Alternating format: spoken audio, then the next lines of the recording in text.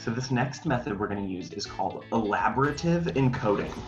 Now, the word encoding means taking something that you don't know and turning it into a memory. So it's basically that elaborative part means that we're trying to turn something into a memory and make it something that's a little bit more long-term. We're going to pull up another set of objects, another set of 20, but this time, instead of just going through and listing all of the words off and trying to remember it like that, we're going to create a story together. Do you guys think that this will help you remember it a little bit better? I think so.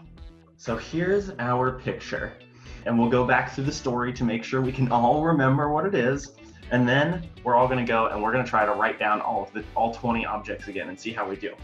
Once upon a time, it was a cold and dark night, and there were people sitting in chairs in their living room watching a bit of TV, passing the time, when suddenly arrows came shooting through the window at them. Then they heard a knock on the door. You'll see what happened to the elephant, don't worry everyone. Then they heard a knock on the door, and they open it, and standing at their door is a bear wearing a top hat, holding a bowl of goldfish. Now, they were a little bit scared of this bear, so to appease the bear, they gave the bear a present. But inside this present was, surprisingly, a lobster. Maybe this was something that the bear liked, or at least they thought the bear liked. Turns out that lobster was not one of the bear's favorite foods, and so instead they had to give him a piece of cake. After this cake, the bear was very tired and had to go and take a nap in the bed that you can see here.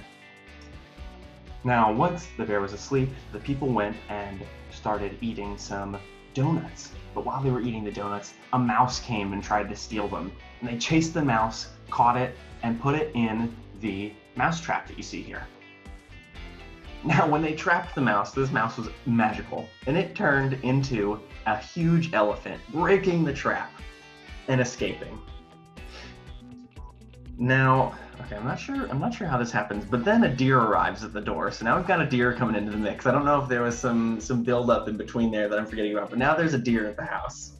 And this deer comes and tries to steal the donuts. But because there was a clown riding on the deer's back, the deer was not agile enough to be able to steal those donuts.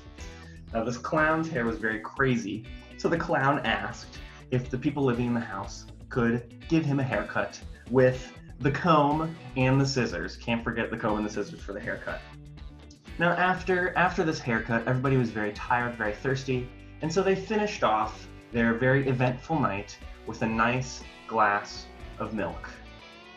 All right, now that was a pretty complicated story, but I loved it. I love that we all worked together to create it, and let's see if everyone can remember all 20 objects. So try writing it down. Let's see, would everybody like to hold up their lists first? We can all show them off to begin with. Here's mine. Oh, I'm definitely seeing some pretty long lists here.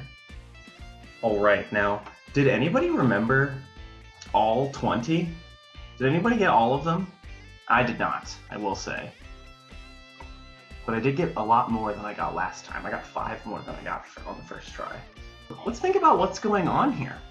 So, when we make up a story to try to remember the objects, there's a couple of things happening that make it a lot easier to remember all of them. So one of the things that's happening is that we're connecting the different objects together. So you might have noticed that maybe when you came up with a word like you remembered that there was a bear in the story, you could think, oh, the bear was wearing a top hat. So I knew that there were the bear, the top hat, and he was carrying that bowl of goldfish. And so those connections help us to build up and create a better list of words. Now, instead of having to remember all 20 individually, you can remember a couple of them and mix them together. Now, another thing that this story did is it helped create sort of a visual in our head. We created images of what was happening in this house. All right, well, thank you all so much for coming.